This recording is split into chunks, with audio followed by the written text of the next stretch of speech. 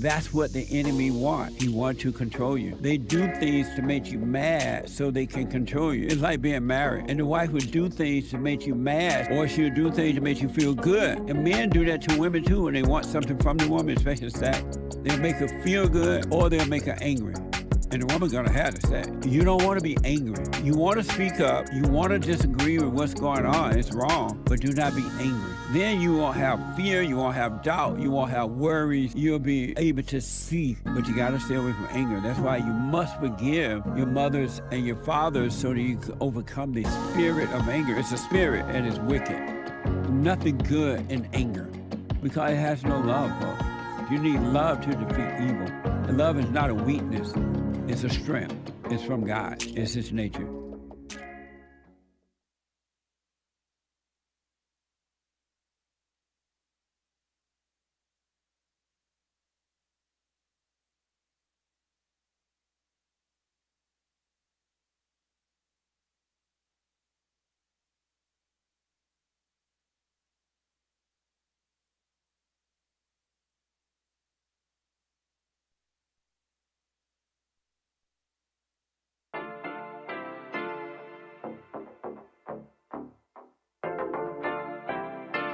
Isn't he Mexican? Colombian. He calls himself American.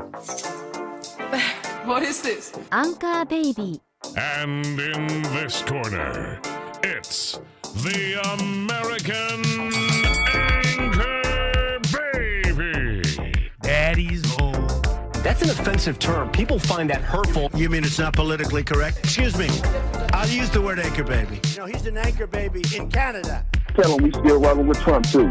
Anchor baby, the whole thing sounds horrific. You're just making it sound like immigrants are these horrific, greedy people. Ustedes pueden aceptar mi negocio o aceptar las consecuencias. Plata o plomo. So you would be considered white, in my opinion. You the blackest one in this room. I think so. And what happened was his mama got pregnant on the other side of the border. And then a few hours before, just before it was time for him to pop out, she jumped across the border and let him fall on American soil. So he became the anchor baby. They don't call him the anchor baby for nothing. Amazing. We like this anchor baby, right?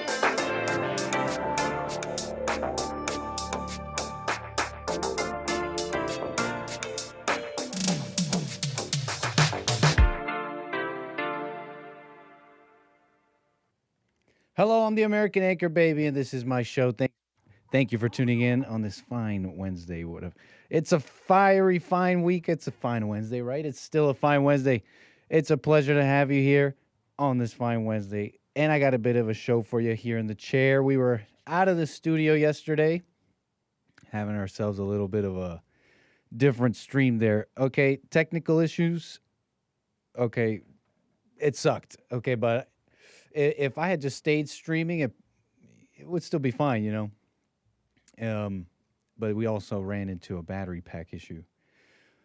No worries, though. I got one more idea. Because they say there's this holy grail of technology they call network bonding. For those that were catching my live stream yesterday, I was at the riots, the protests, the riots, the immigration, anti-ICE, whatever. And it was different. It was, okay, so we got some good footage, though. We got some good moments, and I got some of it for you today. That being said, for this upcoming stream, you know, I'm still planning on going out there. This holy grail, they call it network bonding. We still have a chance, okay? There's still a chance, folks.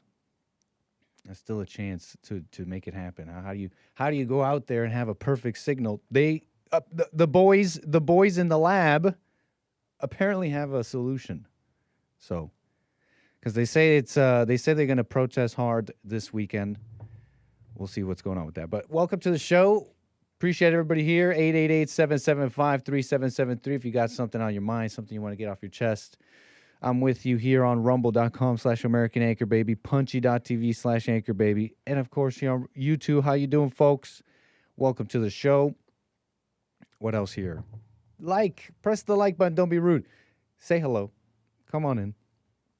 Jump on in. Say hello. Don't be rude. Leave a comment. Okay, we see you here. Why are you acting so weird? Click the like. Just say make a noise, okay? Have an opinion, like live, like aren't you living? Breathe, like what's going on here? Show us you're alive, and say hello in the chat. Welcome everybody. We'll get to the super chats and all the support and calls and all that. What else here? What's on my mind? What am I missing? I said we just jump in. We have to just jump in, honestly. I think that's what we must do. I was out there, okay? I was out there yesterday seeing these riots, okay? So by now you know, I'm sure very well, that they're out there protesting. And it's gotten violent in some cases, even though they'll tell you it's peaceful. You know, they're just watching cars burning. Whoa, calm down. That's CNN for real.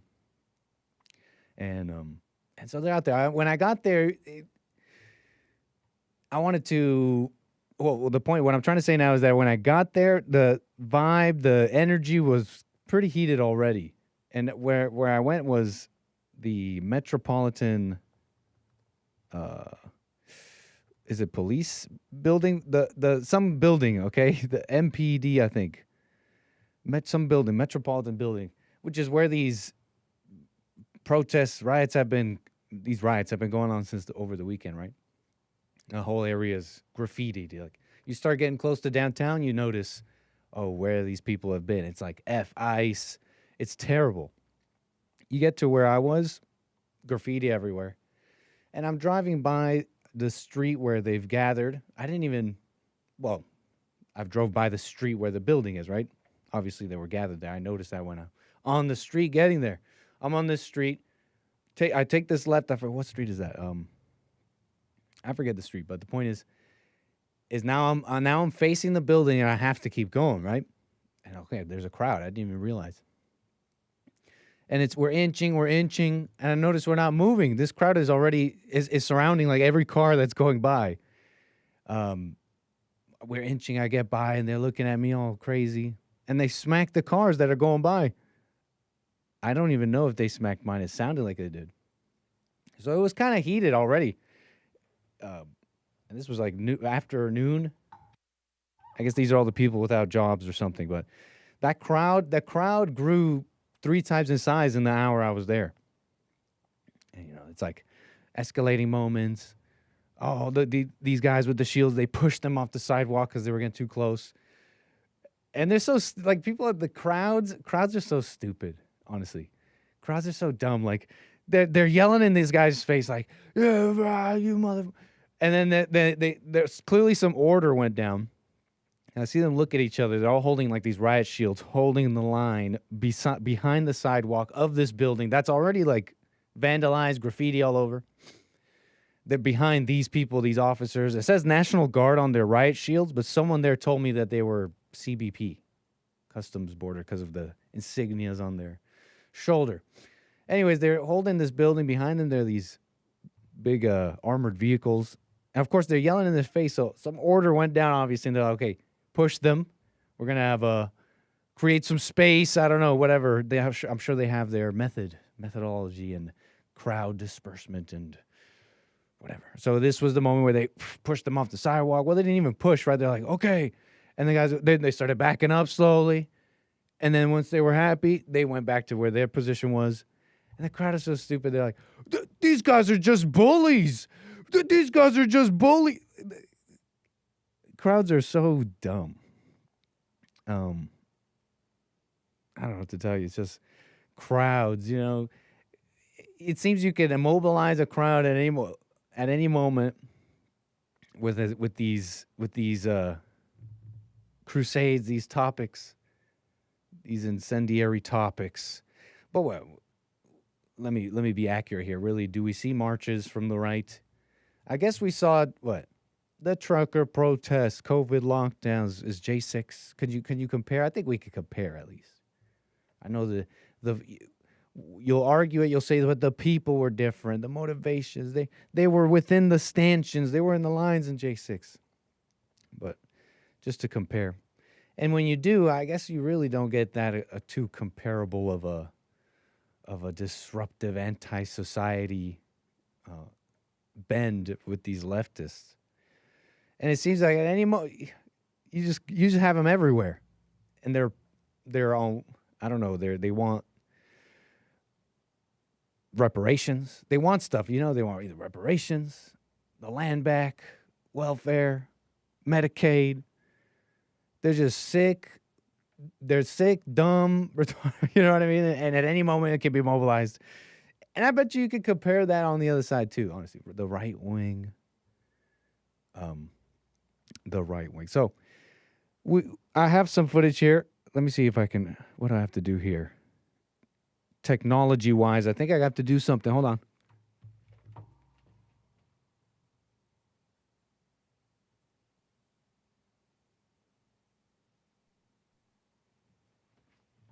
You know, you got to press buttons, okay? You got to press buttons everywhere. When you're just the one guy, you got to press the buttons. So right now, we have no background so that I could show you. Let me see, refresh this.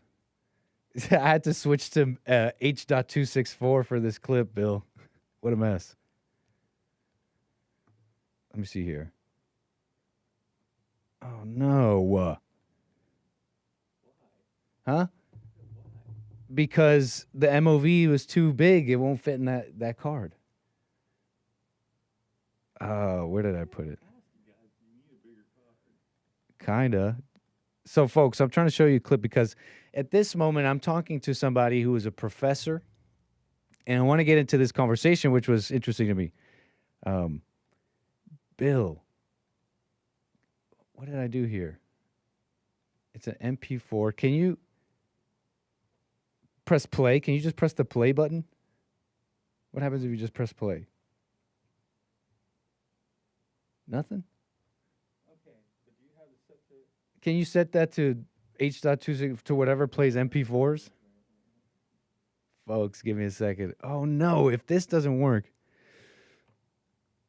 then we'll have to do this, I think. I'll have to just maybe go to my stream on YouTube. And it's not playing anything?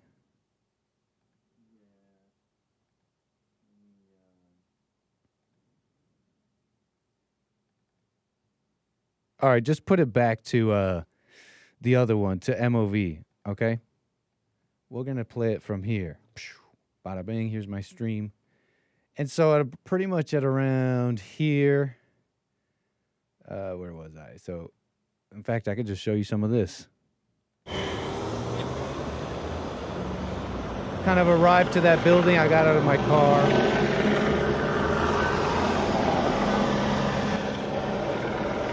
Yeah, exactly. So yeah, we're coming in. All this is graffiti all over it.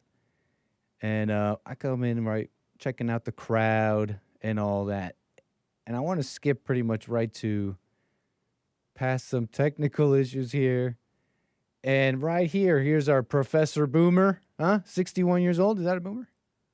And LAPD shut it down. And so right at the beginning, he's just giving us a little rundown of kind of how it went down yesterday. People started yelling more angrily, and someone threw a water bottle, and then LAPD shut it down. Right. And so everybody went around the street.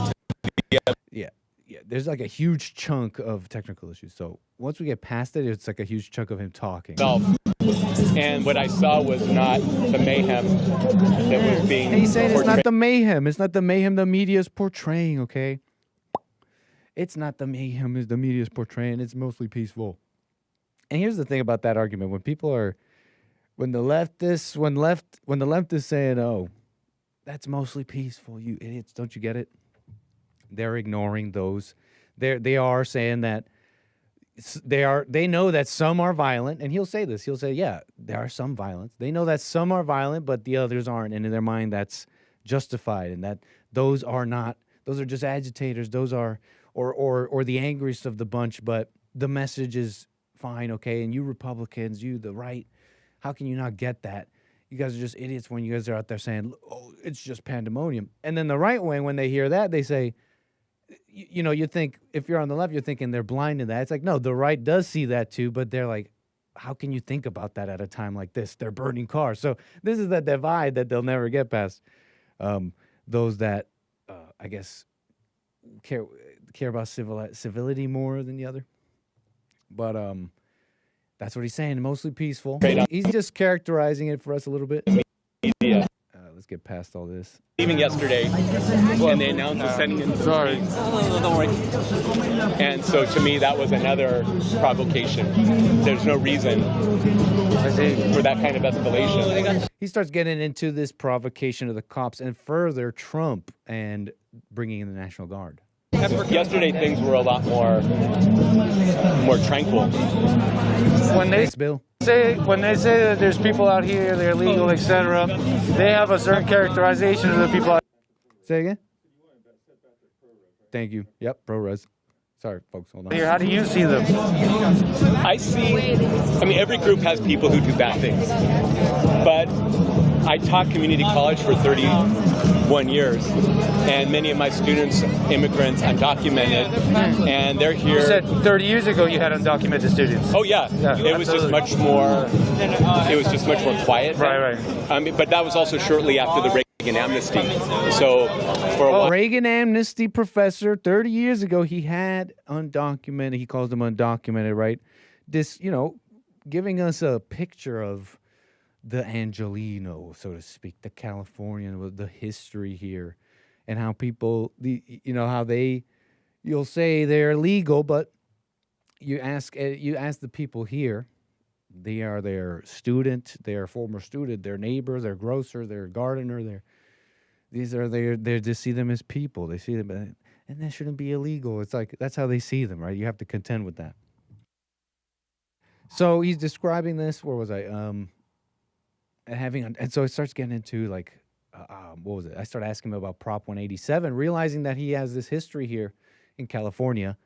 I had heard some things about Prop 187, right? That seems like the people had decided on this somewhat back then in 1994. Of course. For a while, a lot of people were able to regularize their situation. But I taught locally. So here. You've been in LA? My family has, on my dad's side, my family's been in California since this was Mexico. Wow. See, my dad's side has been on this side, in California. I was examining that statement when I was doing this footage. I'm like, wait, does that mean that you're part Mexican?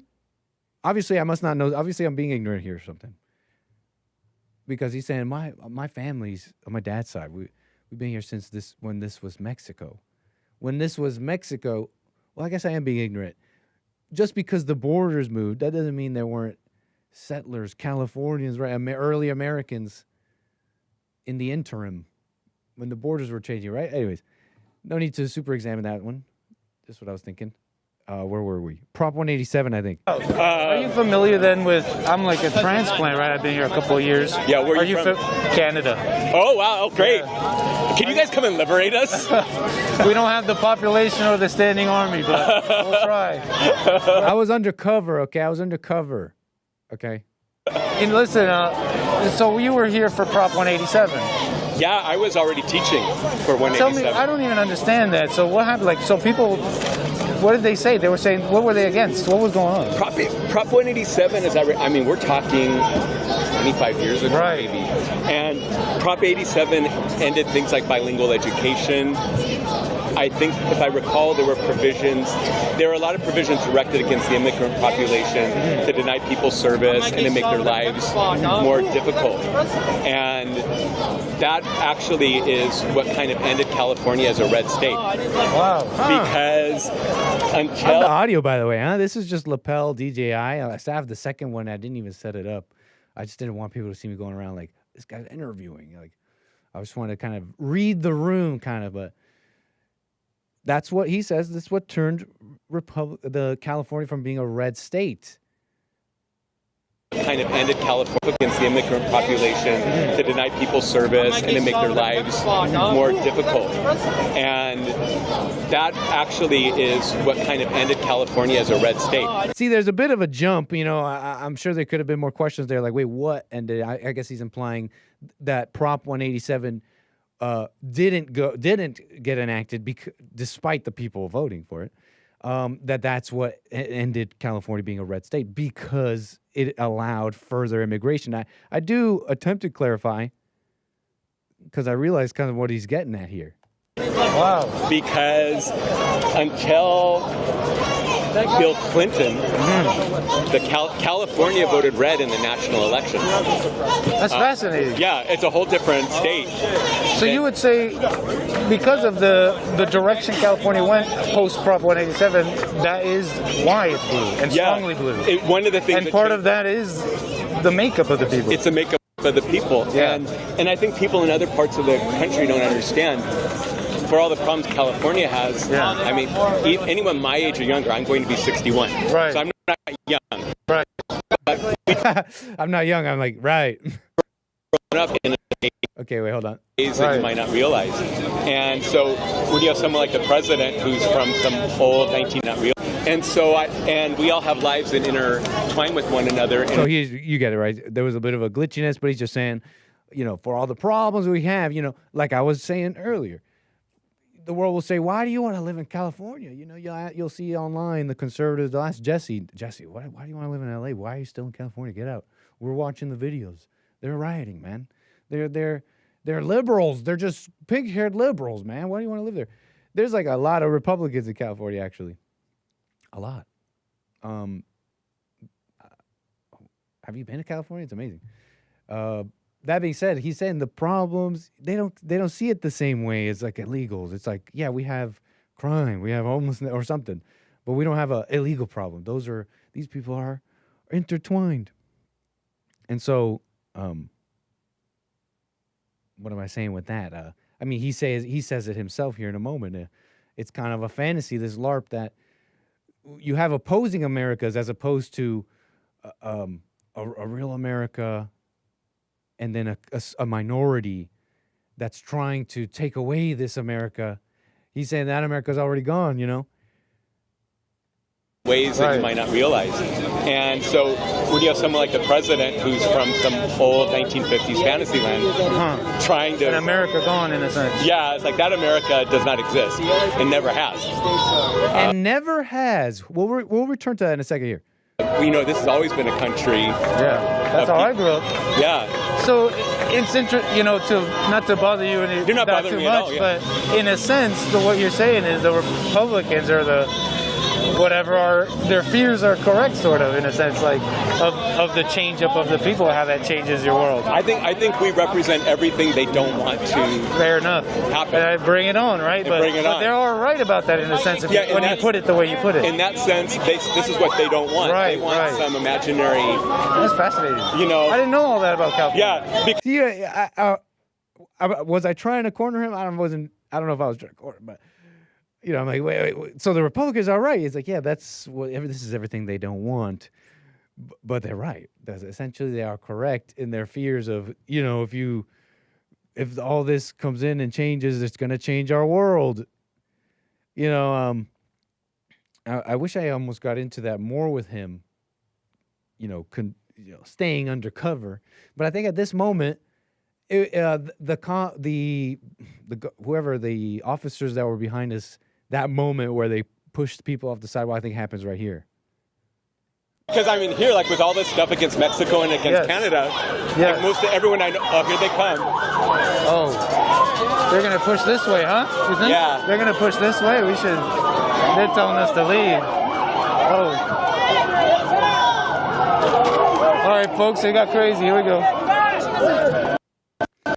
And then we die hardcore here. I had people texting me like, did you get arrested? It's so perfect too. It's almost too perfect that it dies here. I'm like running around thinking it's conspiracy, man. I'm like, they got a jammer. They got a signal jammer here. They don't want streamers. And that's not that crazy, but I'm like, what is going on? And have you been in crowds lately? And I don't know if it was always like this.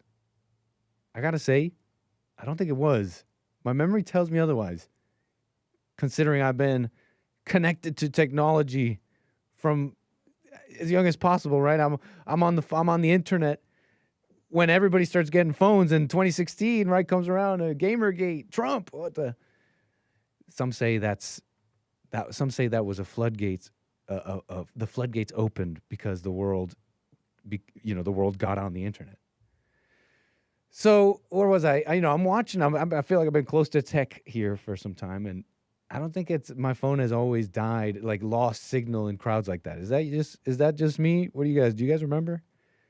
Lately, if I go to when I went to the Dodgers game, if I'm in a crowd, if there's enough people, you lose cell signal. And I don't know what it is.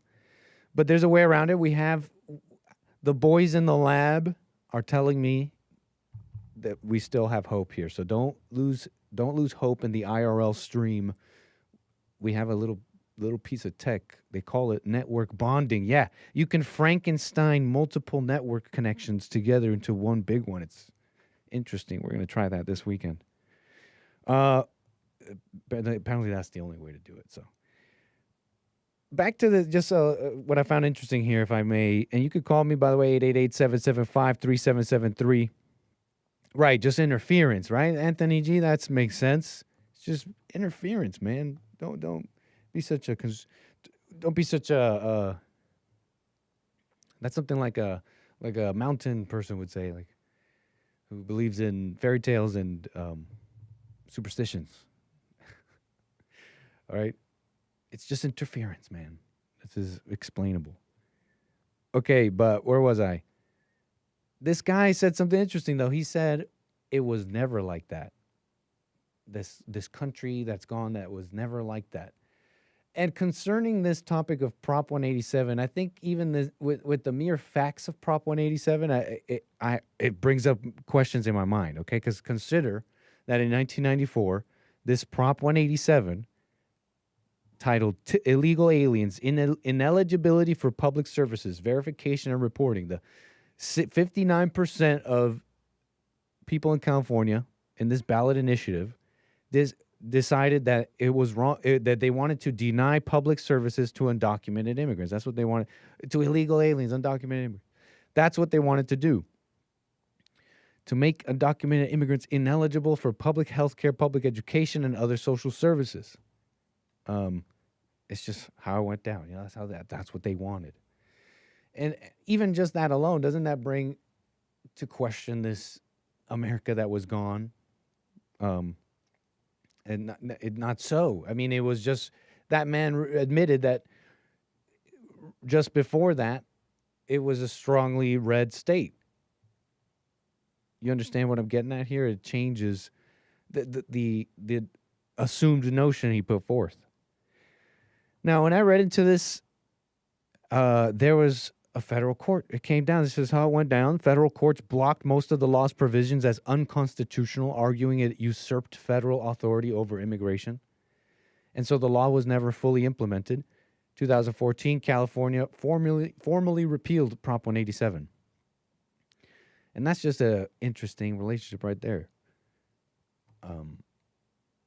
It's interesting. The people had voted for this thing. Because allow me to describe this conversation, how it has evolved. It seems like then they had decided on some things. They said, okay, whatever you think it meant, they simply said this about the public services. Okay, is that a referendum on no more brown people in California? I don't think necessarily. It's just how probably people there thought.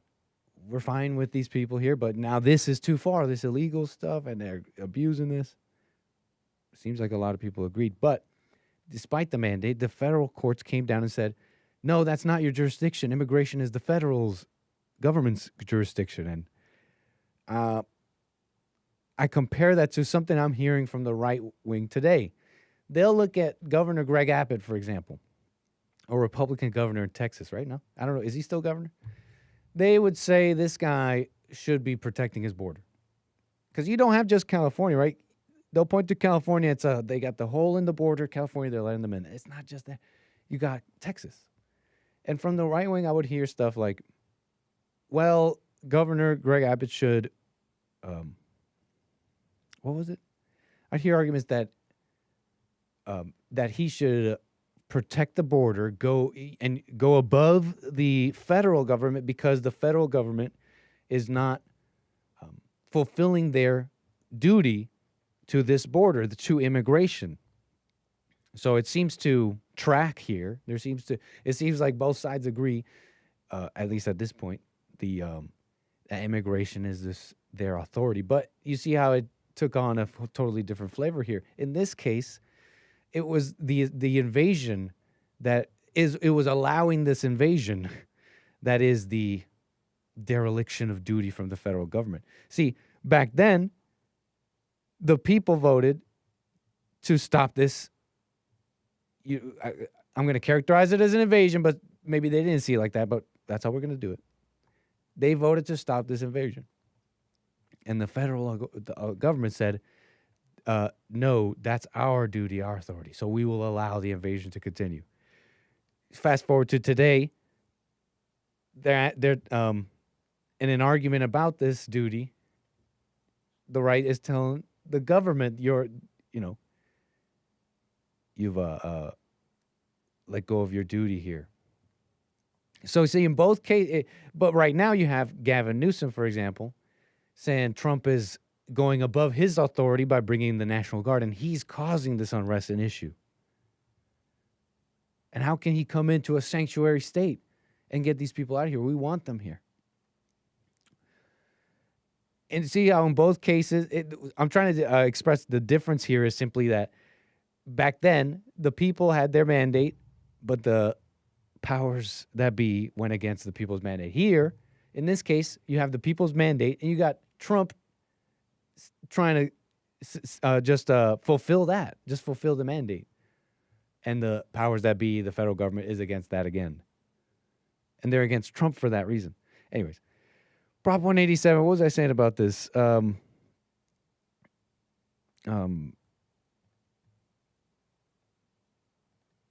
The people's mandate ignored in both cases, but here in this case, they got Trump backing them up.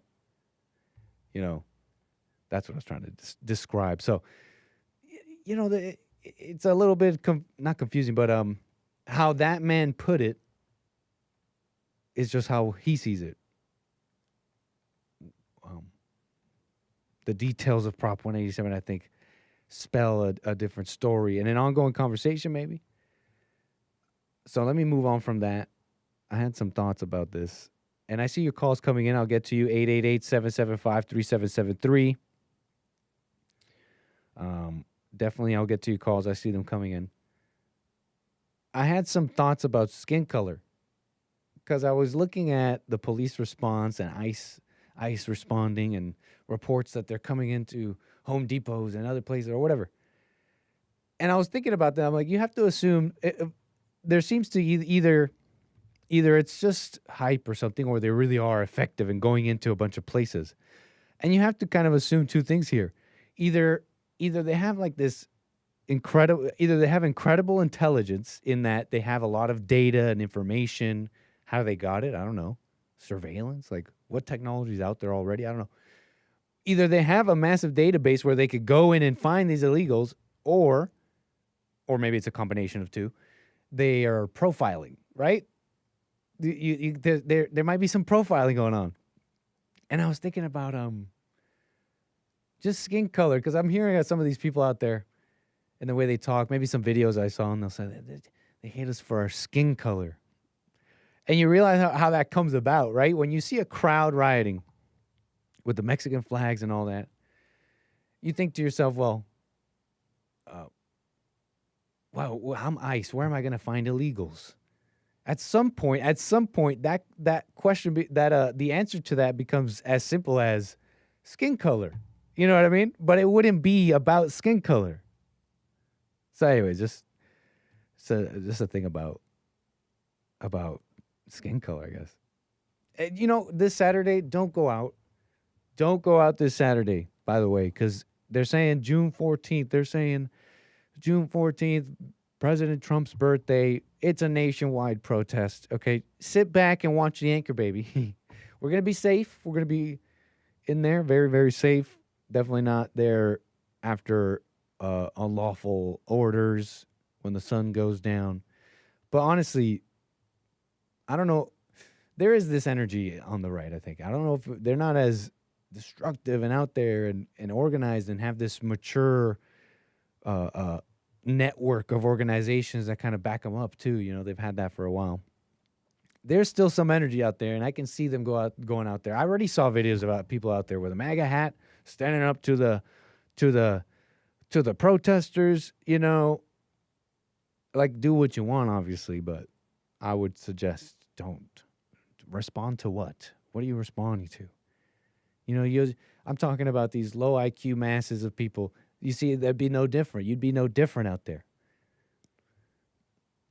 And then what are we going to do with all these people fighting? Let's get to CSAL out of Texas for a moment here before we continue here. Let's break it up here for a moment with CSAL. Thank you for your call. You're on the air. We got CSAL. Cool. How you doing, CSAL? I'm doing well. Thank you for taking my call. For sure. Oh yeah, that was an amazing man on the street yesterday. Thank you. So, by the way, your purple crowns in the chat are killing me. I don't know how YouTube knows, they just know human nature so well. And can you hear me? I totally hear you. Yeah, I'm letting you finish. Oh, my husband was like, did you spend $15 on YouTube? And because our credit card got hacked a couple of months ago, so he just wanted to know that it wasn't that somebody didn't steal it. And I'm like, yeah, that was me. You don't understand. I had to have a crown. You don't understand. You don't get it. Okay, here's the thing. There's crowns. Okay, you got to understand. There's a first place, second place, and third place crown, and I had to have it.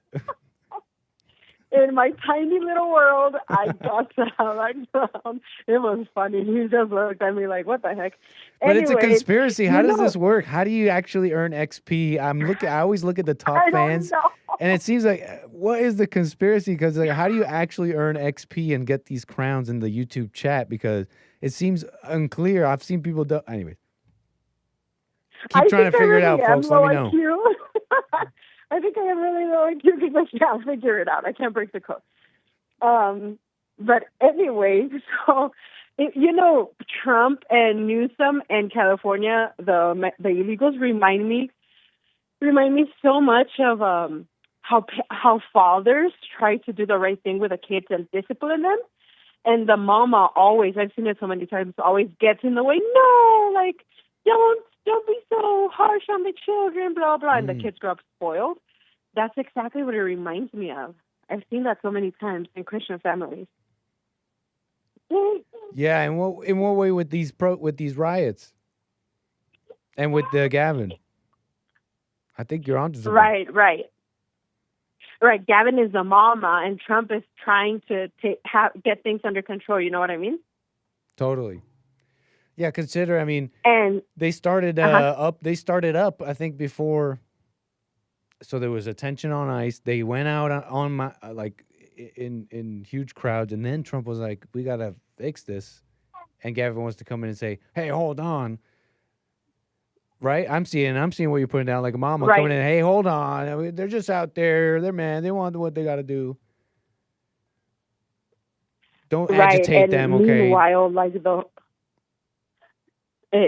they're all running rampant. Yeah, it's terrible. So just be safe out there, Nick. That's all basically I called in for. Yeah, will do. Thank you, CSAL. Thank you. Okay, bye. Call me again. 888-775-3773. Definitely got to be safe. We're just watching. We're just observers, okay? Not agitators. But where was I? I had some thoughts about this debate that's going on over Mexicans, the border, California. Who was supposed to be there? Whose land is it really? They're sharing the map saying, "Hi, America, remember when the borders were like this?" And it's like a whole bunch of California, or all of it was Mexico. And so they're saying it's our land. Some are even responding, saying, "No, it's not. It's our land." You're like, whoa, where did these white people come from? I don't know what this means. Is this bad, good? Is this a sign of war? It's scary. But either way, they're saying, hey, you didn't build that. You never even owned it. So they're debating. Okay, they're debating. And what was I getting into here? It's this commentary over the border moved. I didn't, we've always been here, they'll say. For the people complaining why there's so many Mexicans in California, read a book, right? There used to, it's like there's always been Mexicans here, is something I'm hearing. And it's simply the border just moved, okay? And what am I getting at? I'm just trying to describe where the truth lies, or where it doesn't here. I found it interesting because they're saying you didn't even make it better. Whatever happened back then, you ruined it now, they'll say. I'm seeing all sorts of debates. This is the white man's land. This is the Mexican man's land. Call me a woke, call me a liberal. I think the truth may lie somewhere in the middle. Check this out. Tell me if I'm wrong. It seems like the established history, like on facts alone, it seems to me, my impression is that the established history, I mean, can you deny this, is Mexicans and Americans, Californios, they were called, living there together. If I may, I think it even further, even to make this statement even further, more accurate. The established history is Mexican, right? People with Mexican roots in America. Like, that is the established history for like over 100 years, no? 175 years. Let's be real. 175 years. Like, that is the established history. And it makes sense when I'm speaking to that guy. And I bet you, even if it wasn't that professor, let's pick someone a little bit more right wing. I bet you that is your tapestry of California. The going more further left, going further right, it still falls within this range of, yeah, I mean, we still want Mexicans here. We live together. It's fine. I think that just is the range. And it makes sense when you look at the established history of 175 years of this area that was once Mexico, but is now America. And when you have peoples and geography where they meet is where this happens. Okay. I mean, I'm saying the obvious, but I like saying the obvious. So it's a little funny to see the fights. They're kind of both wrong, maybe. Especially when there's people online fighting about it from far away. Well, these dummy Californians, they disagree with you. Even the conservatives would disagree with you, right? They're fine with him. They have a history. About that, they say it was Mexico. I mean, before that, it was Spanish rule, no? 1769 to 1821, Spanish rule. Spain colonized what is now California. It's like, who were the Mexicans? They did have independence. They got their independence. Right away got into a fight with the U.S. I mean, I don't know the history on that, but the point is, it ended up with the U.S. having California. And then, boom, established. 175 years. Just starting from that basis, no? And then I was thinking about remittances. This actually you might find interesting. And then I'm going to get right to calls here, 888-775-3773. Fascinating little thing about remittances. Because I was looking at this tweet. Smart individual here, I think. Aaron McIntyre. I don't know him too well. I just see him sometimes. Seems like a smart guy. He says, the fact that Mexican economy is so dependent on leeching money from the U.S. tells you everything. The Mexican diaspora are not hardworking people seeking the American dream. It's an influence and economic strategy deployed by a foreign power. I was like, whoa, it's an intelligent statement. Let me unpack this. I don't know why I'm trying to sound sarcastic. It does seem, I'm not going against Aaron here. Look, let me just say what I'm saying. He's describing, first, remittances.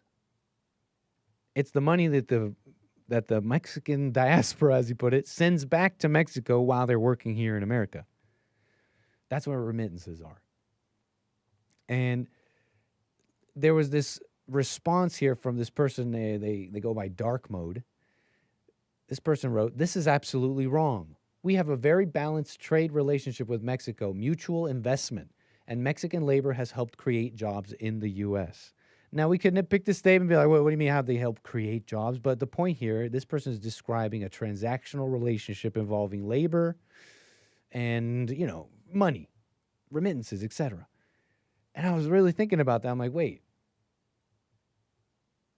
an overt, planned, transactional relationship that involves moving people, just transplanting people willy-nilly, and the transaction is economic and money, people with different languages, beliefs, etc. But hey, that's the move. And I was like thinking about it. I'm like, is that like a modern thing? Has that always been around? I had to peel back about labor and stuff. I was just thinking about this. I got some info for you, because I was just thinking to myself, when I read this conversation, this dialectic, it's the implication is that there's someone with their hands on the knobs being the variables of society, right? Labor, economics, like what makes up your economy. Well, anyways, what you're spending on, etc. And someone has their knobs on the system here, moving people around. Yeah, it turns out, it kind of makes sense. I mean, this has almost been sort of taught to us, but we weren't really paying attention in school. But what I'm describing is the post-war globalization of the world economy. The world wars happened. The U.S. became the architect of the world economy. They called it Bretton Woods Conference, the World Bank, IMF. You'll have to ask smarter people than me on that, but that's enough buzzwords to make the point here. Right? And this whole, you just go back to Bretton Woods, all this, they said plainly what they wanted to do. Liberalize trade and make it very easy to move around capital and labor. They said it themselves. They had the Bracero program. This is 1942 now. Now it's like way after. And they had an official U.S.-Mexico guest worker program. This is where the U.S. invited Mexican labor in an official program to fill agricultural shortages. This was after World War II. Making a formal system in this transaction I'm describing here. Yeah, there's a history here. They've been planning this. This is the world order we're living in. And you're seeing maybe some of the edges fraying where it doesn't quite work. Where maybe moving these people around like a transaction, maybe it's deeper than that. Their beliefs and ideas matter. Are we seeing some of that fall apart? Maybe. I mean, maybe. It seems like people were seeing some of that fall apart in '94. But it didn't matter to the federal government then. It kind of tracks now in my mind. Like this has been the plan. Is the conversation over? Has the dialectic been proven wrong? No. This program does not work. I don't know. I don't know. I grew up in this world. I think we can live together and coexist. It's just we're angry. So when you get to that point, isn't it better to just separate? What, you just want them to kill each other? That's crazy.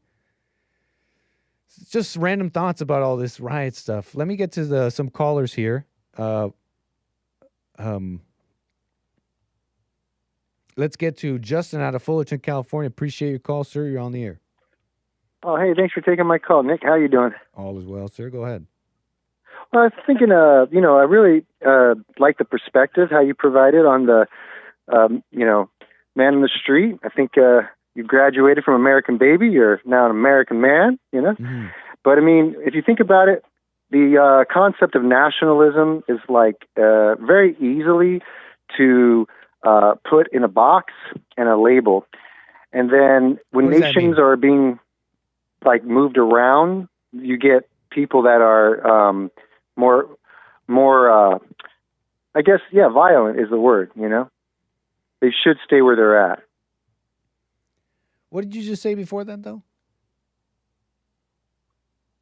What I said before? I didn't quite understand what you said. Oh, okay. Well, there's a lot of people that could stay. Let me go from front to back, and then maybe I'll remember what I was just telling you to clarify.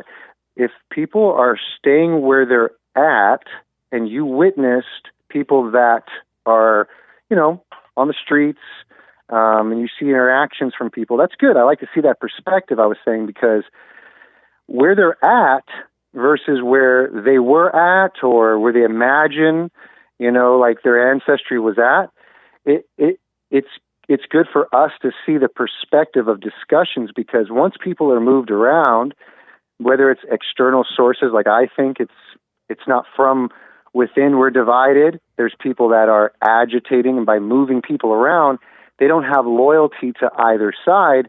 They don't have nationalism or any kind of patriotism. They're just confused, and so there becomes a lot of violence. And so I think that perspective of seeing on the street how people are is good. Maybe you could even ask your callers to give questions to the people, like, why are you here? Where do you feel like your loyalties lie? Do you want to make America great again, or do you not like America? Like, get people to open up and express why are they there? What's their mark in history? Yeah, great stuff. I want to, and I will. I'll ask them why they're there, how long, right, and reasons. For totally. I kind of got into it with one of those, with that professor. Yeah. I mean, that's why I asked him, like, why you're here. So I definitely will ask more of that. Yeah. It sounds like you're implying, though, that you don't quite believe. How do I put it? Like, it sounds like you're implying that you're saying that you're confused as to why they're out there. It sounds right. It sounds like you're not. It's not quite clear to you why they're out there. That they're confused themselves. I would agree with that. Like, spiritually, I don't even know that. I would agree. Well, let me say this. Like, I would agree with that, but why are they in there? terms of this conversation, what is it that you? I mean, they're out there with a Mexican flag. They're saying "Viva la raza." Do you not believe them? No, I see them with American flags. It seems like there is a nationalism there. It's just not American, and they're being quite clear. No, I see a lot of American flags. I do, but they're not always just held up with respect. There's, they're burning them, but and then there's some people who have like two flags. They're saying they're Viva la raza. They're saying they're saying my flag is the Mexican flag, not the American one. What part is confusing? Well, our nation isn't one race. Clearly, we're not one religion or one language. The Raza, whether it's the race of the white man or the race of the black man or the race of the indigenous Cherokee, they're not superseding our nationality. What they're doing is participating in some violence, and they're not making themselves look good. They're not making a case for anything. So I believe they're being agitated from outside sources. Maybe to remind them, but you don't know who you are, your identity is unclear, you're not sure where your loyalties lie, but this is the moment. This is the moment to what? For people to review the past 2 days? Like what? That people are discontented living in America. People don't want to return to their land. What you're saying. It sounds like you're saying two things here. It doesn't. I don't see anybody content. The people I'm saying if you're either perceiving it as an invasion, right? That's one idea. I don't subscribe to that. The notion I see is confused individuals who've been displaced with identity lacking, whatever the word is. They lack the ability to identify where they are, who they are, and what they believe. So they're constantly being told from outside sources, who are you? What are you about? Trump's bad. America's bad. That's not it. That's like, that's not the message, right? Here's the point, Justin. So, and I get what you're saying. So the message is there's a pointless group of individuals violently acting out in an immature, very, baby-like way, and there's no leadership. So go out there, do you not believe them when they say that? As the American anchor baby, do you not and believe get them when they people say on your themselves? channel to hear the people on the streets. Right. What I they're asked them, saying. and they say, I heard them. They're saying, and I'll ask them this weekend, but I heard them. They're saying, well, I'm Mexican. They're saying my flag is Mexican flag, That's not the cool. American flag. They're saying you can be Mexican. They're saying, yeah, they're come very here and clear. I'm just trying to understand. But you don't get to go out and tell us the problems. Like I'm upset with the president. Hold on, Justin. I'm just unclear with what you're saying, because that sounds like you don't believe what they're saying. That's because look, You're no, saying that's what I'm saying. They're unclear what they're doing. So we're perceiving. Justin. Okay, I'm going to put him on hold. Justin, I'm asking you. I'm trying to ask you. I'm trying to clarify here, because I get what you're saying, that they're being agitated, and I can't prove or disprove that. And I'm not saying you're wrong. Humans can be violent, Wait, Justin. I had you on hold. I had you on hold. Hold on. So now I got you back. Let me ask you this, because I get what you're saying. You're saying they're being agitated, and I don't deny that.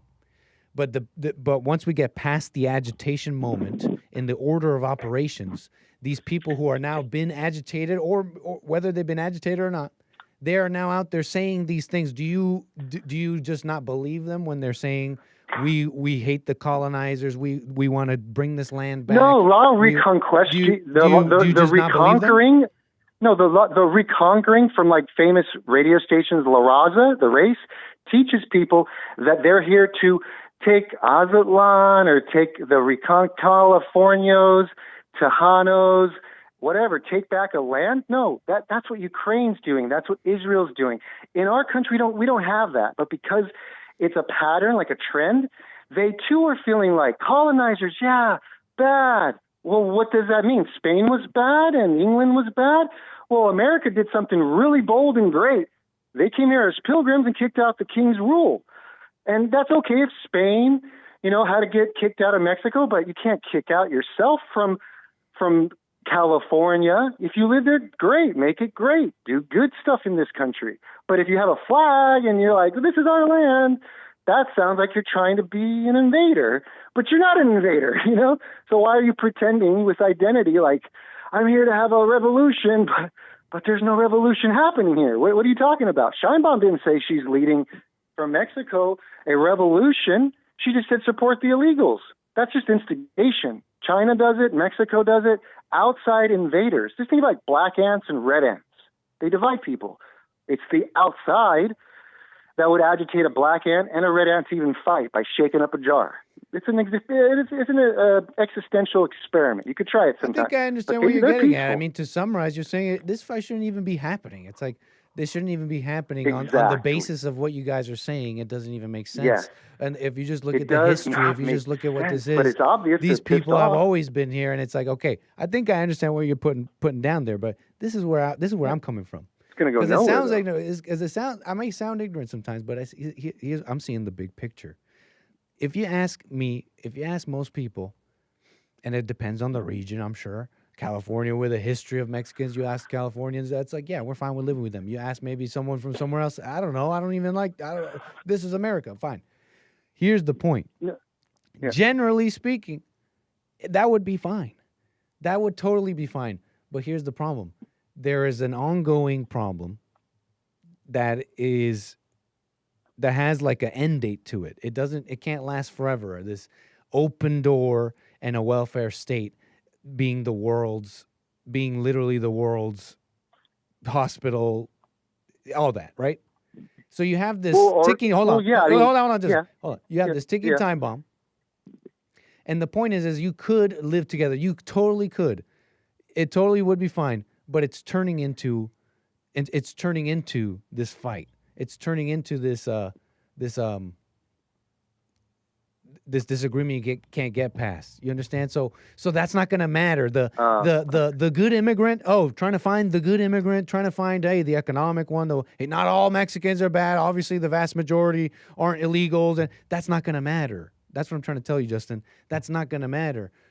Because what I'm trying to say is I agree with you. That's your average American. They that's how they see the people here. That's how they see the Mexicans. That not every Mexican is an illegal. They're not all criminals. Da da da. Right. I'm trying to tell you that's not going to matter, because as but this the continues, land disputes about who's California and who's Californio. That's silly. That no one's going to care about that. No one's going to care. That's not going to matter. Trying to find the right one because anger. Right. Because anger continues. To agitate the youth over land disputes. That's like a common pattern, right? You'd admit, like, trend. You got Ukraine, Russia, Israel, Palestine. Now we got what? Here between our southern border where Scheinbaum and Trump, they're not at war. So foreign powers, maybe China or Mexico or whoever, outside of the United States are agitating its people. We welcome all the people. Immigrants are people. But the thing is, there's now being labels placed on them because, rocks are thrown at ICE people.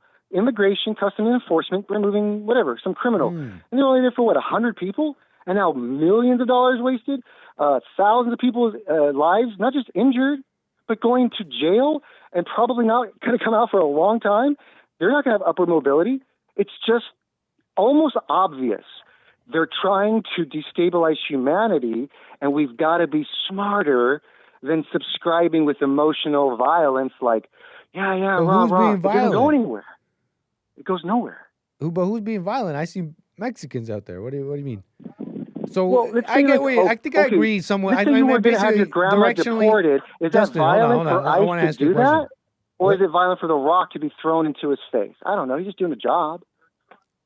So, anyways, I think I can agree directionally with some of what you're saying. Let me put it like, let me ask you this. Let's say people wanted to separate and segregate, or let's say they wanted to make a state that was white only. You guys can be together over there, but we want to be segregated over here. What would you say to that? Sure. Mormons have done it.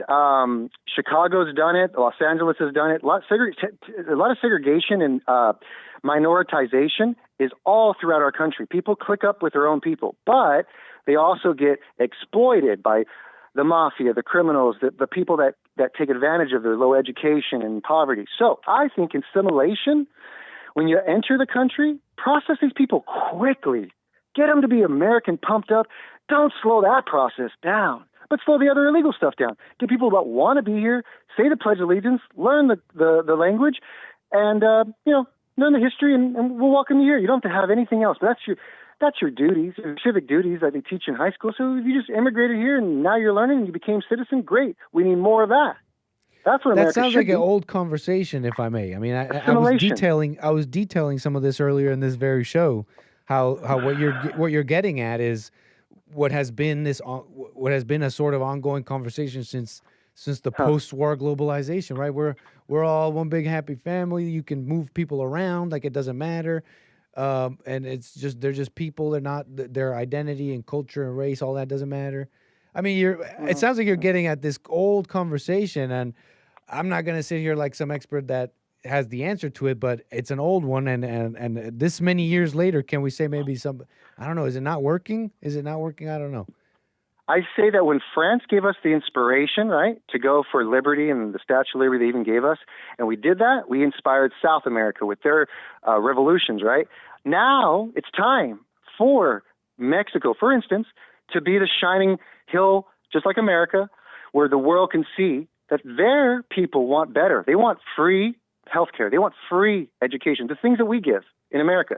And maybe then they don't have to just worry about back and forth people moving, and they can take care of their people and lead other people in other countries that are democratic in South America and Asia, around the world, to take care of their people. You know? I just don't know what you're saying, Justin. Are you pro? I guess you're saying let them in legally. These illegals shouldn't be here, and all this fighting shouldn't even be happening because pro-nationalism, pro-democracy, they wouldn't even be here. Yeah, nobody's going to immigrate. We'd have low numbers of people that want to even come to America if we had no opportunity, but we do have a lot. So if everybody's country takes care of their own people, like we do, then the world would do a lot better. Thank you, Justin. Sort of shifting people left and right. Appreciate it, Justin. Thanks for your call. All right. Thank you very much. 888-775-3773. Oh, he's trying to understand. I'll go forever trying to like understand. What am I trying to understand? There's nothing to understand. What's your question or comment? Appreciate it. Thank you, Justin. Call me again. Let's see here. Let's get to Mark out of Los Angeles. How you doing, sir? You're on the air. Hi, Nick. How are you? All is well. Go ahead. Okay. I have a question and then a comment. Do you want to deport every illegal alien that we can in the U.S. today? Do you think anybody here illegal, regardless of whether they've committed another crime or not, should be deported? You do? Yeah. Okay. I just needed to know that. Why? Well, I wasn't sure, so I asked. It seems right to me. It seems like the right thing to do. That's really where you start. If you're going to start anywhere, I'd say you start there. No, you start where there has been the most egregious abuse of what we're trying to all agree here is the law, number one. Number two, it seems like that's where you have the largest influx of people who are absolutely not they don't fit the criteria of this narrative of the refugee, like we're told. They're men, and the whole story falls apart when you start there. So yeah. Yeah, well, I think for those reasons and maybe more, it seems to me fine that you can deport all the illegals. Okay. Yeah, I think Tom Homan and Trump and this great administration that we have are realizing that California is the worst state for illegal immigration. And in my view, I'm glad they kind of started here. I know they started in other parts of the country, but, LA is the hotbed of criminal activity. It's a city full of illegal aliens and criminals. And if it wasn't for such liberal government policies from the state and federal government, we white folks if we were the way we used to be 100 years ago, we'd be on the streets taking care of business. We'd be deporting these demons back to their hellhole where they came from. And most of these agitators out there in LA on the streets are the children of illegal aliens. They're like you, they're anchor babies. And I'm not lumping you in with them, but I'm telling you from what I've seen. For example, this morning I watched the news and they showed what happened overnight in LA. You had a Hispanic couple on a motorcycle, went up to a black officer, and you know me with the blacks, you know how I feel. But they went up to a black officer and started calling him the N-word and taunting him and just being pure evil, man. And I'm not a fan of blacks, but if that black officer would have pulled his gun out and wasted him, I'd have cheered it on. What? These people are below evil. They make the black rioters look like angels, these Mexicans with the flag. They are as evil is. They even look like devils. They look like they got the devil in them. But I got two questions for you, so don't go too far into anything else. Pardon? I got two questions for you, so don't go too far into anything else. Try not to ahead. Interrupt here. It's a thing. No, I won't. Go ahead. Look, sure. Starting with the evil thing, where do we start? Actually, let's start with, you said 100 years ago, white people in California would be deporting these devils or whatever? Yeah, absolutely. And I don't know. I guess my question is, what am I trying to say? I know that California was red. I know that the makeup of people and what they thought was allowed and cool was different back then. They would not stand for maybe a number of things you could think of, I'm sure. That being said, 100 years ago, it seems to me, and I think I was detailing this in some of my show even today, it seems like, to summarize, I think you'll understand it if I put it this way. I don't think California was just full of Mark 100 years ago. It sounds like there was a combination, and plenty of people were fine with living with Mexicans, so to speak, in California 100 years ago. Am I wrong in that impression? Is that crazy? Now, wait, I have some history to give you. The first governor of the state of California, and his name escapes me right now, but he was on record as saying he doesn't want Mexicans or Negroes in this state. Okay, that's the record if you're looking at the history of California. You said it was a governor, a previous governor of California said he didn't want... No, the first governor. After we defeated the Mexicans, we took over in 1846, whatever it was, when we defeated Mexico. The first white governor of this state did not want Mexican immigrants. Wow. He didn't want Negroes either. This is in the 1800s when white men had a spine. Well, if that's true, Mark, well, there you go. I guess that answers that question. Okay, what's the next one? If that's true, but I'll leave it at that. Look, you were bringing up evil. Yeah, people can do homework that they want to do. You've already said what you've already said it. You've mentioned it. The thread is out there to pull. I might do some homework, Mark. Thank you. Yeah, but let me just say before you go to the next question, this governor, whatever his name was, had a school named after him. And, of course, the school was all Mexicans, illegals, and they demanded that his name be taken down, and they obliged. But go ahead with the second question. On evil, you brought up, you're saying that you saw these rioters or protesters or whatever call this black officer the N-word deeply and you thought it was wrong. You thought it was so wrong that if he took out his gun and started shooting at these people, you would be fine with it. Oh, sure, absolutely. But they deserve to die. You said it. You were saying I saw these people yell this to this Two man, of them. and this is how you said it. You said, on a motorbike. you know how I feel about black people. Yeah, I'm for separation. Right, but that being said, okay, that's what you meant by that when you said. No, what I meant by that is because that when you said it, right? I'm just saying when I heard it, it sounds like you're saying that if it was that if it was any other situation, if it was some person acting terribly to this black individual, if it was any other situation, you'd be like, yeah, because of the way I feel about black people, do whatever you want to that person. Okay, let me clear it up. I don't think it's respectful to call a black person that name out of nowhere. Now, if he's trying to rob you or rape your woman, yeah, you can call him that all day. But if you're a black policeman doing your job, and these two illegal alien children, or whatever their status was, they're garbage, when they come up to a black police officer, an American citizen, and start calling him the N-word and taunting him, whose side do you think I'm going to take? I'm going to go with the black guy. I may not want to mix with his sister, but I don't want to see him get harassed by a bunch of invaders that have no right to be here. Okay, if you'd have saw the video that I saw, let's say it was a crowd. Let's say it was Charlottesville, and this crowd was, some individual of this Charlottesville crowd, this total hypothetical, was yelling at an officer, maybe black officer or otherwise, a similar situation to the one you described, yelling in his face.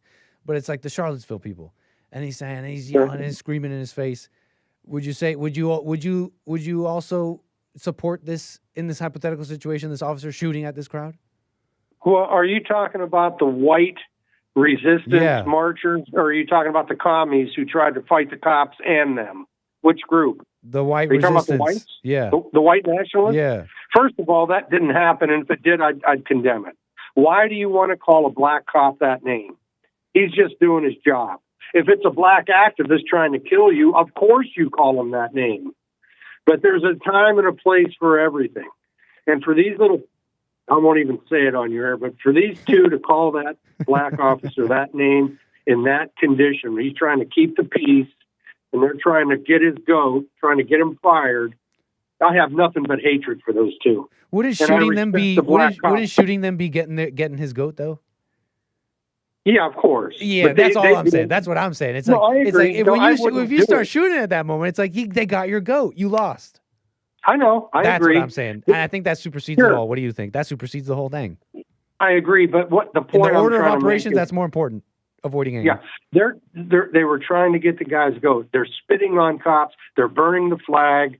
They're throwing literal garbage on the streets, and this is going on. It'll be going on tonight again, maybe. I hope not, but it probably will. And we just don't have enough people out there to kick their butt. If they saw that there was going to be white resistance to their evil, they wouldn't be burning our flag and flying their flag. And by the way, Nick, they're not protesters. They're terrorists. When you carry a foreign flag, burn our flag, and you're and 50% chance you're here illegal, you are a terrorist. And they should be defined as a terrorist. A little bit of good news. They caught that devil that was throwing cinder blocks at ice. I think they were ice bands. They caught the guy. And that's a miracle. That's good. He's one of the... Did you see... You know what I'm talking about? I remember. One guy I saw. I think they got... I think Jesse's reported on that, too. They got. Yeah, the FBI picked up that devil. And if you look at him, he looks like Satan's brother. And that's what we're dealing with. That's what we're dealing with. Is it just me, or is law enforcement and the FBI really good at that lately? Some video goes viral, and it's like, yeah, guess what? We arrested him. It's like, wait, we're already surveilled. Let's be real. They already have the database on us. Yeah. Or is that just me? We all have the phones in our pockets. Anyways, Mark, real quick on the getting your goat, you agreed with me that if you start shooting at that moment, it's like you prove they got your goat, you lost. Don't you agree? Don't you agree with me? Because you were just like, and I would support him. I would freaking support them if he just started shooting them. I'm not saying he wouldn't but then be after convicted. you agreed with me that you would have lost some deeper conflict within. Should you have allowed that to happen? So don't. And then afterwards, you said, "I have nothing but hate for those people." Don't you see the connection? And I'll repeat it. Don't you see the connection between having the hate for those people and overreacting and shooting at that crowd, even though after rationally speak on it, you agree that that would have been wrong? It was the hatred of those people that made you make that connection so quickly. Yeah, but it did. No problem. I'll agree to that. Yeah. But I would have, let me put it this way, Nick. If the cop would have shot him, he would have been okay with me. I know the system would have punished him, but I think you're just being honest there at this point. And that's fine, man. I'm just saying this is a deeper point to me. It's like it's clear to me that you could still deal with that conflict you're describing and see what's right and avoid anger. I just believe that. Right. I wouldn't do it myself. But we know, you know as well as I do. I see what you're saying. If a white person called a black that name, there's a good chance he's going to get shot. But these entitled little demons that are protesting downtown, they don't care about using the N-word because the black people know Mexicans are protected. These radical Mexicans downtown are protected by the system. And they have the free will or the freedom to use racial slurs with no consequences. Okay, and that's what they're doing. They're just evil, man.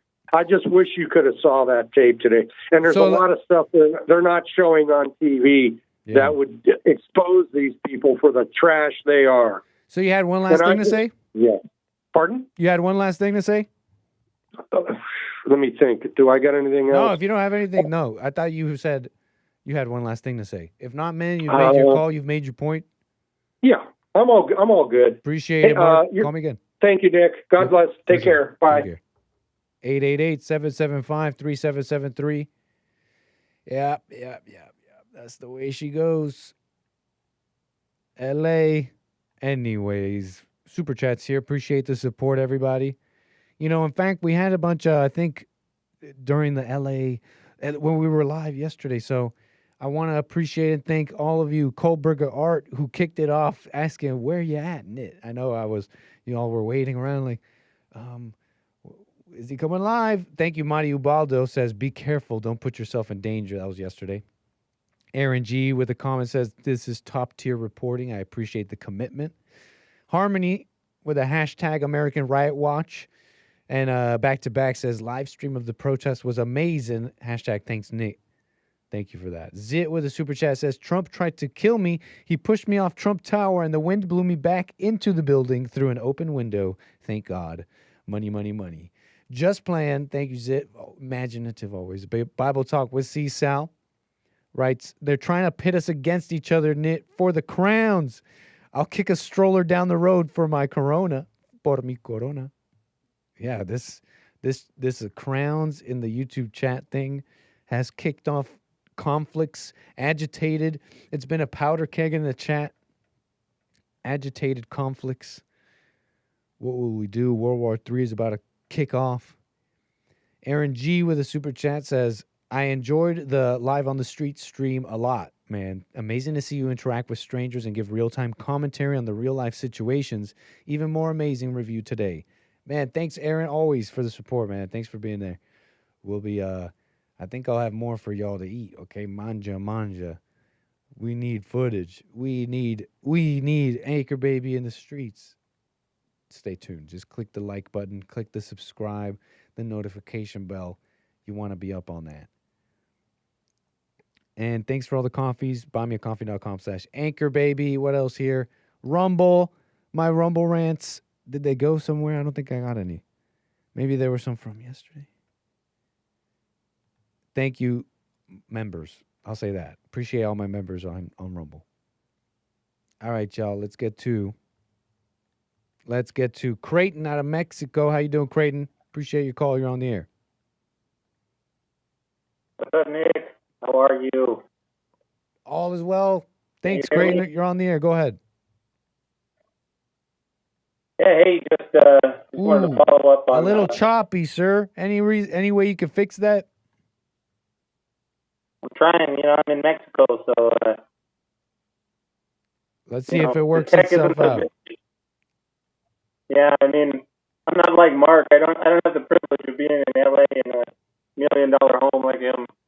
You think he's in a $1 million home? What makes you think all that? Well, if he's in like a 2-bedroom, 1-bath house, it's probably $1 million in LA. Oh, I guess you're onto something there, huh?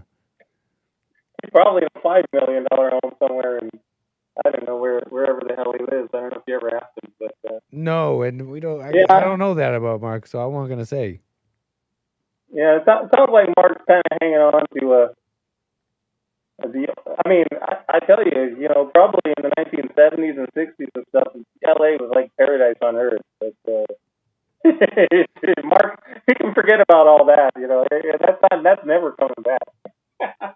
And why is it never coming back? Well, I mean, I guess theoretically it could if the U.S. Say again, you know, if the Creighton. people You're saying California was just summarizing because the phone's a little choppy, but you're saying California, in your estimation, is the 70s and all that. It was amazing. It was a heaven on earth, paradise. And then you were saying that it's never coming back, right? Why? Well, I mean, personally, from my standpoint, I look at it like, you know, I don't know if you've ever read the Bible, big Bible guy, but Deuteronomy 28. I mean, the natural consequence of turning from God is that your country will be overrun by foreign, you know, third worlders, essentially. Huh? Deuteronomy 28. You're saying, yeah, if you're disobedience to God includes getting overrun by invaders. Yeah, specifically Deuteronomy 28:49 through about 53 or something. If you read those, talks about that specifically. I mean, that's kind of a curse. You curse yourself if you turn from God. So when you look at California, I mean, they're a totally degenerate society. So of course they're getting overrun, and that was what was happening in the U.S. to a certain extent with Biden. You know, you could see it almost mirroring the Deuteronomy 28:49, where, you know. Do you think do you think that there's a unique evil and degeneracy in America, or specifically California? Are you saying Well, California is just like the pinnacle of it. I mean, it's all over the whole so in your world. mind it's like the pinnacle worst, and here's God punishing them with an invasion, or Yeah, well, not necessarily punishing, whatever you think. However you think it happened, these are the consequences. That's what you're saying. Right. The worse you are, the worse the curse is. So, I mean, California, I mean, look at Hollywood. I mean, that's the cesspool. You know. If you look at, like, in California in the 50s, Hollywood in the 50s, they blacklisted communists and all that kind of stuff, you know. Now, I mean, Satanists, anything you watch, like, I want to talk to you, Creighton. I really want to talk to you, man, but you'll have to call me back or something. It's just far too yeah, I know. But I got enough here to make a sort of commentary. Maybe you might want to listen to it. But I just can't. I got to let you go, Creighton. Sorry, I can't even say bye to you, man. You'll have to call me back when your phone is fixed. But I wanted to ask him. I want to get into it because I heard him laughing. He's laughing. He's like laughing about California never coming back, laughing about Mark, and he's like, it's just never coming back, Mark. You're never gonna have your little California back. And, you know, rubbed me the wrong way, but I stopped myself because I shouldn't overreact, because you got to talk to people and let them kind of express themselves. Because they may be closer to what you're saying than what you think, than what you initially overreact to, so don't be overreacting. So I sat there, I listened to him laugh a bit, I'm like, what are you laughing about? That's not funny. Tell me why it's never coming back. I expected him to say, you know, about immigration. You know, he brought up an interesting thing, though, about the nations and the curses. But, you know, this is a little too simplistic of a dialectic, in my opinion. It's just, I look at the nations of the world, and they're all getting invaded when you think about it, right? Don't the Chinese have the Uyghurs and even Mexico? Don't they have what are these? The Salvadorians, the Colombians have the Venezuelans. It seems to me that there's plenty of evil to go around and plenty of curse to go around. I wouldn't, you know, to say you just deserve. Here's the point. It's one thing to look upon the world and say, well, California obviously was yours to either keep or lose. Californians, Americans, red state that it once was, whatever. It's yours to either keep or lose. And it would be obtuse to stand around and say, hey, but you can't uncolonized, that's wrong. It's like, that's the way of the world, right? Should you allow the border or whatever, it will become Mexico again. And it's the way, and to sit there and say, but that's not fair, would be ridiculous. It was yours to keep. But it's another to gloat. You know what I mean? It's another to laugh and be like, you're not getting it back and now it's ours. Or what are you saying? It's another thing to gloat. When you see, this is bad for everybody. You see this failure of society, the failure of the white man. Like, the Anglos, I heard, were the barbarians, right? And then they sacked Rome, and now it's like they were the creators of civilization. Could Mexico and could the Mexicans install tomorrow's Rome in the ruins of America? Maybe. But you got to understand, like, you're here today, right now. Unless that's what you want, I want Mexico to install tomorrow's Rome, and so for that reason, America must fall. Many are in the streets of L.A. saying that quite clearly. That being said, it's bad for everybody. If you're a person who's more of the observing type, if you're there, you made your point. You're like, I want Mexico to take over, I guess. But if you're the observing type and you're looking at everything, you'll know that this is chaos, right? It's instability. It's kind of bad for everybody, and we don't know what tomorrow will bring.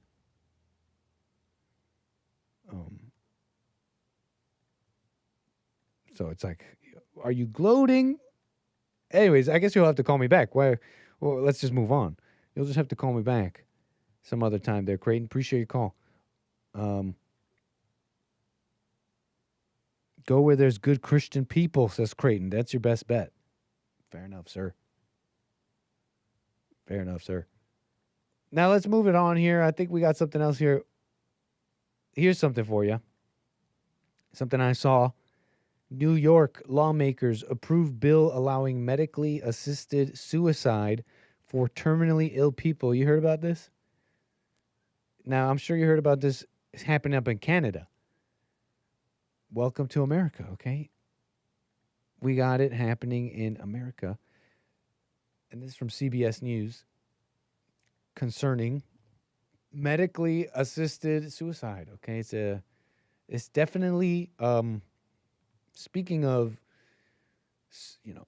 very creative, very, very experimental ideas on how to build society. We just finished with immigration. Whoever's got their fingers on the knobs there, getting real experimental with immigration. Here's in the medical world. A bill legalizing the right of terminally ill people to end their lives is on its way to Governor Hochul's desk. As Tony Aiello reports, it's not clear if she will sign it into law. It is known as MAID, Medical Aid in Dying. New Jersey is one of 11 U.S. states allowing terminally ill people to end their lives after consulting. Oh, well, there you go. With doctors. Assemblywoman Amy Paul 11 states. Says the New York bill is a compassionate measure for people with painful illness facing death within 6 months. And those are the people who fear the pain at the end, who might want to have the security of knowing they have the drugs that can free them of that pain. The bill passed the Democratic-controlled state Senate Monday, even after 6 Democrats broke with their party and voted no. Opponents urging Governor Hochul to veto the measure. We're saying, as a society, sometimes suicide is okay. That's a terrible message for our youth. It's a terrible message for everyone. The New York Are they bill really saying that? It's more of like, no, they're saying we want people who are terminally ill, right? They don't want to deal with this final moments of pain. Let's just make it illegal to terminate their life, right? Now, but the fear is, what does that lead to? I don't know if anyone is saying suicide is okay sometimes. It's like, what does that lead to? Requires a prognosis of 6 months or less to live, confirmed by 2 doctors. Doctors can request a psychiatric exam. The patient must make a written request for meds to end their lives, signed by 2 witnesses who are not beneficiaries of the patient's estate. In 2023 in New Jersey, 101 people took advantage of medical aid in dying, 81% over the age of 65. Of the 101 people, 57% were female, 95% were white. Governor Hochul has not indicated if she will sign the New York bill. Her office will only say she's reviewing the legislation. So it's a changing world, right? A topic that, continues to take steam.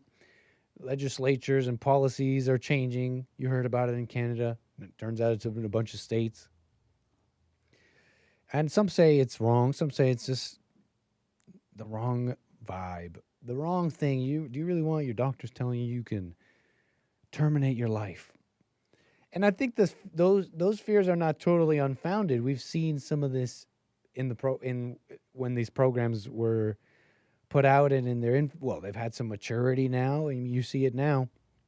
I forget when I reported on this, but they had doctors. They were showing. It was like scandalous because doctors were offering MAID to people who were not terminal, homeless people who were just simply homeless. And so these conversations were all sparked about, well, what is this? This seems like this might be the wrong approach to all this. So I don't think it's totally unfounded when you saw some of that. And I'm looking at this and I was thinking first, for example, on spending.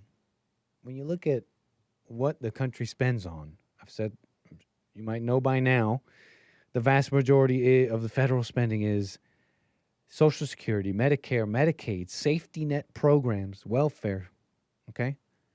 Social Security, Medicaid, Medicare, safety net programs, defense, and the interest on the debt. That's the main things. Pretty bad. But yeah, you see how this huge chunk is, they'll say it's healthcare, right? They need it so that you could save people. But normally healthy people don't need saving, right? But fine, people get sick and all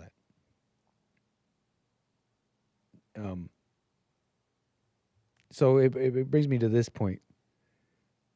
That you have these people and they're offering this thing at the end of their lives, sometimes even just when they're mentally ill, homeless, etc., like in Canada. And you think to yourself, and I think to myself that there's something so sick about this conversation concerning the medical world, society. Like, my first question is, why even offer it? It's like, why would you even need to offer it? Well, why just not offer it? If someone is in so much pain and all that, I think to myself, why even just offer it? Why not just, leave it up to them, right? Make it legal in a sense to commit this thing. And then I thought to myself, well, okay, I see in just that question why a society might not want to make it legal. It gets messy, you start allowing people to kill themselves. It's like, okay, maybe that's too far. But, I still thought to myself, like, why even need to offer that? Why is it that you saw in Canada, they were offering it to mere mental illness, depression. It started making me think, it's like, okay, maybe there's good reason, but if you kind of get a little bit more cynical about it, you start thinking maybe they're doing that because they have to. The system is bankrupt on the way down, till we're in South Africa. South Africa has universal health care coverage, by the way. Maybe it's a sign of the frayed edges of the system that's not working. You think to yourself, this huge chunk of federal spending that's giant, it just keeps ballooning and it just keeps getting bigger and bigger. What's going on with people? Are they just getting crazier and dumber and sicker? What could it be?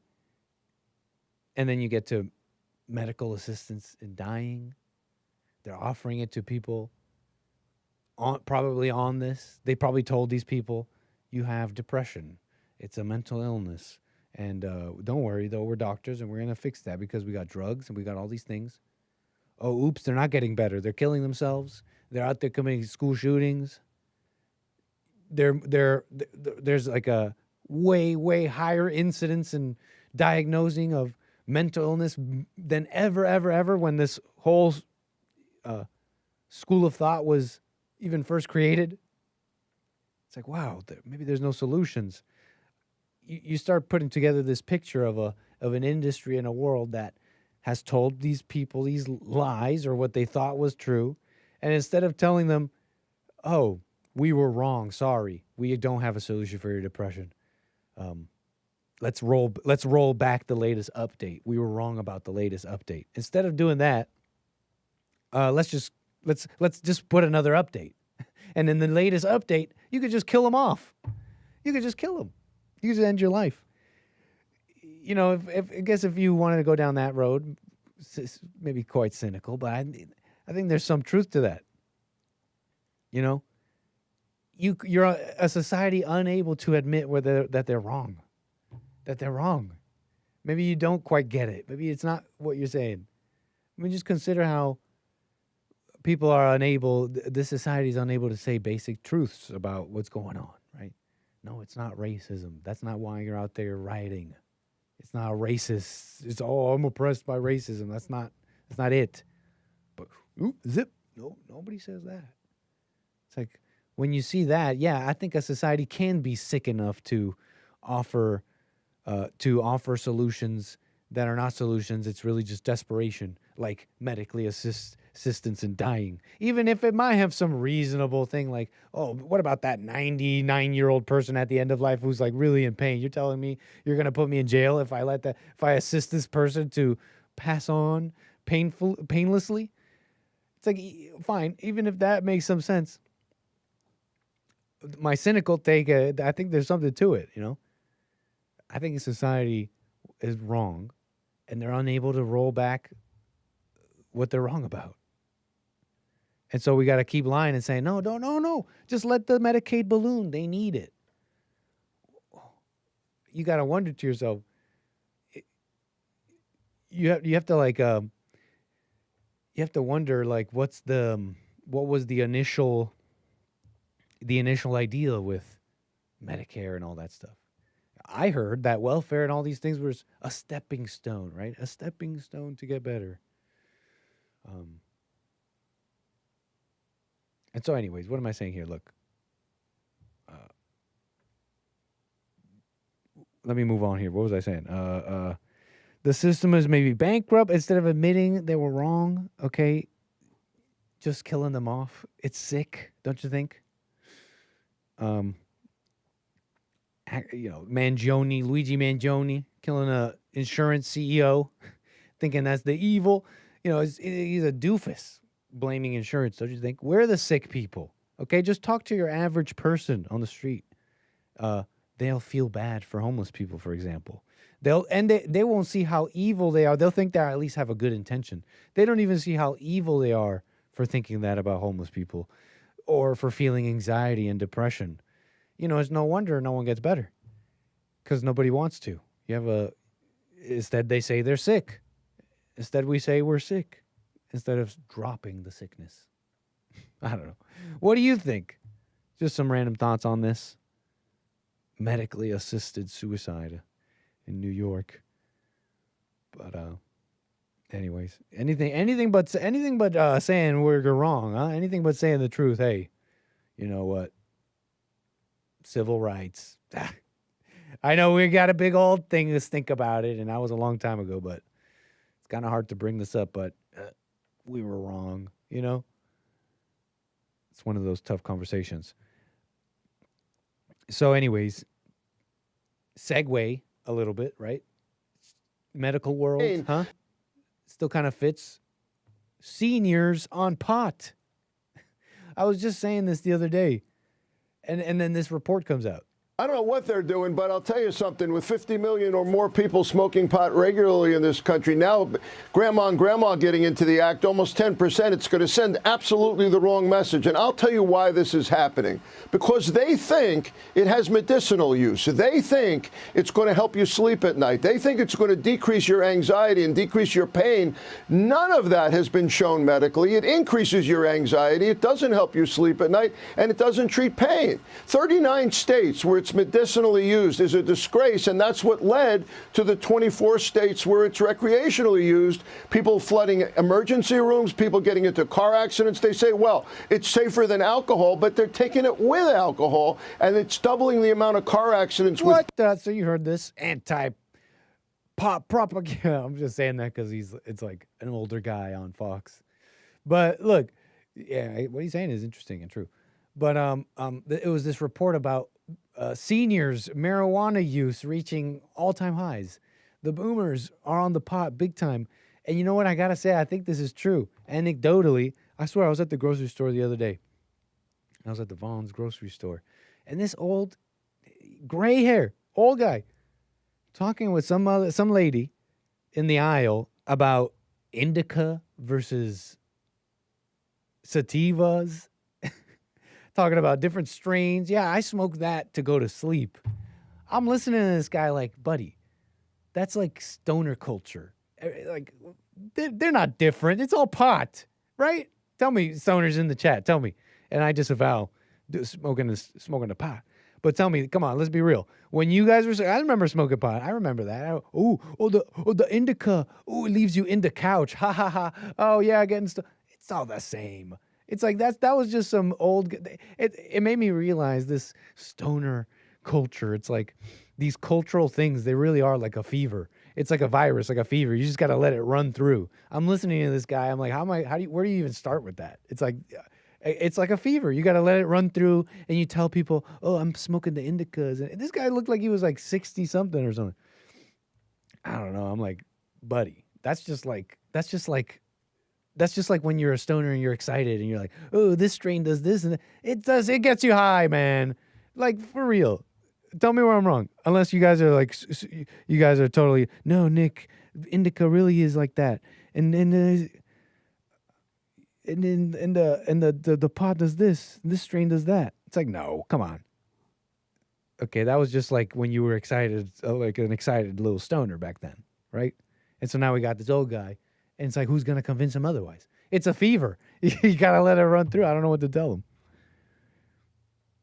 him. We got Jeff out of L.A. How you doing? Louisiana, sir. How you doing, Jeff? Pretty good, man. How about yourself? All is well. No complaints. Go ahead. Why don't you just tell me that pot thing, indica, and whatever the other one is? Yeah. And then they say there are different strains of pot. I remember smoking pot years ago and saying all that, and then realizing, what? That's just something people say. It's just like stoner culture. Well, no, what it's supposed to be is, one, it's supposed to make you feel less paranoid. See, this is what I'm getting at. So you believe it? No, I don't believe it. I just know that's what I've been told.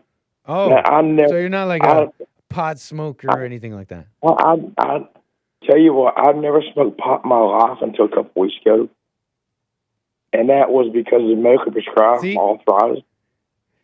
It is happening. It's running like a fever through the older folks. So you're getting into pot, Jeff, you're saying? No, I'm not into it. He prescribed it for arthritis, and I got arthritis in both knees, my hip, everything else. Dude, I lit my first one. I threw all that shit in the trash. Oh. Why? I wasted my money on it because I got paranoid as hell. Right. I got paranoid. My eyelids got so heavy, I thought it said, oh, I have to go to sleep. Oh, cool, I'm going to sleep. My eyes shut, and I see all these kind of weird horror images and crap. So I popped my eyes open, I had my eyes up.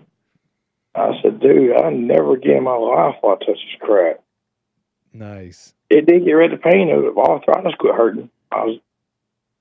But when it finally wore off, it was like all the pain that I missed come back in one time, just like everything just caught up at one time. And it's just like I said, I'll never do that crap again in my life. Mm. It's just that And that was a weakest version because it's a medical marijuana prescribed. Oh, really? Because I know they gave you one tube. It's like there's $8 a piece, and then every one tube is $20 a piece. $20. And I said, shit, I definitely don't want to accept such that. No, dude, that stuff made me so paranoid. I was like, damn. I had a buddy who would tell me that he would tell me, no, Nick, pot is the strong stuff. He would say. Some people think it's like not the strong stuff. I don't know. That's how my buddy would characterize it. But yeah, the only thing good about it, not pot, but what pot comes from hemp seed. We should be able to legalize hemp seed because. Hold on a second. 1 acre of hemp makes as much paper as 4 acres of trees. Hemp's not just marijuana. I've heard of this about hemp. I think you've called my show before about hemp and how it should be like. Yeah, I think I did because it's a good industry or something. It should happen. Yeah, George Washington grew it, but nah, man, that stuff. I lasted 43 and a half years that I ever tried it, and I tried it for my arthritis and never again. Mm-hmm. Well, fair enough, Jeff. You hear that, kids? Don't do drugs. Hey, man, appreciate your call. Call me again. Yeah, man. 888-775-3773 in the last few minutes of the show. In the last bit here, I got people calling me. I'll get to you. 888-775-3773. I've told you about FPV drones before, right? First-person view drones. You guys think, how does Nick know stuff? I mean, I know stuff. I know things. And I told you about how drone operators on current battlefields put on these headsets so that they could see what the drone sees, allowing them a greater degree of control that software and AI, so to speak, has been unable to reach. The quick movements and quick decisions. You know, when you're trying to fly a drone that has a ordnance on it so that it could get into an enemy's camp so it could blow up and hurt them, neutralize them. You know, they have defenses, they have nets, they have things, they're hidden in a crevice, in a crack somewhere. A person, a human operator is able to go around all this stuff and get in there, you know, unlike a lot of these other drones. That is changing, you know, and it seems like they're saying for the first time, an autonomous drone defeated the top human pilots in an international drone racing competition. According to this person, they're saying drones are now 70% of battlefield casualties in the Ukraine war. If that's true, that's crazy. But, you know, this person was first showcasing. This was on a post initially showcasing autonomous drones being able to weave through a forest. That was difficult, you know, up until not too long ago. And which is why you needed the human pilots. You know, even just going through a thicket of trees. And in coordination too and all that. But I guess here's video of them doing that. There's all purported stuff in the accounts I follow. I'll let you make your own estimation. But they are saying that the first, where did I put that? They are now beating human pilots. It's just cool. I just think it's interesting. Faced off. Also, I wanted to build an FPV. You know, those are actually, the guides are out there online. You can just build your own FPV. And I want to get good at it. You know, should World War III pop off? Either they put me in the kitchen or they put me in the drone pilot, I was thinking. But anyways, now that AI is good enough, I guess I'll just be a grunt. I guess I'll just have to, I don't know. I'll be good at that too because I'll eat anything. I'll sleep anywhere. But I don't know. It's going to suck. Having a fight in the front lines. I was thinking I'll be a cook or a drone pilot. In this I guess not. Competition, drones had to race at high speed through an indoor track using only a front-facing camera and a motion sensor called an IMU. That means the drone had to see and understand the track in real time, with extremely limited sensors. Which is exactly what human pilots are for. EU Delft not only won the main event, flying with peak speeds of 95.8 kilometers per hour through 22 small indoor gates, but it also faced off against 3 of the world's best human drone pilots. And in a historic first, the autonomous drone beat them all. This is more than just a racing win. The smart, lightweight AI that powered the drone could help all kinds of future robots, making them faster, more efficient, and better at handling the real world. Cool. So basically, when Donald Trump puts together when J.D. Vance and his buddies puts together the Palantir database on the Americans, they'll upload it to the drones, and then if you're an illegal, you could be in a building, you could be hidden away. The drones will be able to find you and explode upon contact. And by explode I mean incarcerate you safely so that you can be deported out of the country. I really don't know. It's just all possibilities, endless possibilities, so to speak, right? That technology will never get used on based patriots, right? No, never. Anyways, Terry, Oregon, how you doing on the air? Oh, hi, Nick. I'm good. How are you? All is well. No complaints. Right on. So, I called in to defend sativa pot because you were saying there's not defend much. the strain differences, the differences in the strains? Yes, there's definite strain differences. Maybe I was never a pothead then. Maybe I guess I was never that much of a stoner. I don't know, or I think it affects people differently. So, that's the thing about it. I never ever got into, recommending things to people because it was always, to me, I don't know what's going to work for you. I don't know what you need, but if you're using it medicinally, you kind of have to experiment around. But for my condition and what I found, back when I used it regularly, it was sativa I used. I couldn't take indicas because they do kind of just tend to make you sleepier, lazier, and I needed more energy and I needed to move around.